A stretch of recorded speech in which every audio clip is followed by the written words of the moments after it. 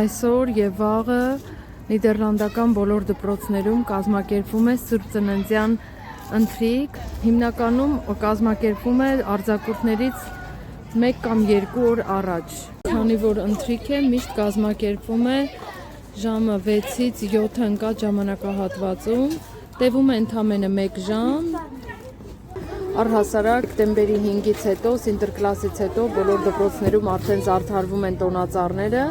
եւ հիմնականում լույսերը անջատված են լինում մինչեւ Սուրբ Ծնունդ եւ միայն տոնածառի լույսերն ու այլ զարդարանքի լույսերն են մնում վառ։ Այս յուրաքանչյուր երեխա իր ափսեի տակի համար այսպես ներկում է, այսպես զարդարված են սեղանները։ Այստեղ արդեն ուտելիքներն են բերում երեխաները տանից։ Երեխաներին չեմ կարող նկարել, բայց պատկերացրեք ընդհանուր թե ինչպիսին է դասարանը։ Կան Սուրբ Ծննդյան կրակը էկրանին, ինչպես միշտ, այստեղ էլի ուտելիքներ են լինելու։ Դասարանի տոնածառն է արդեն, ինչպես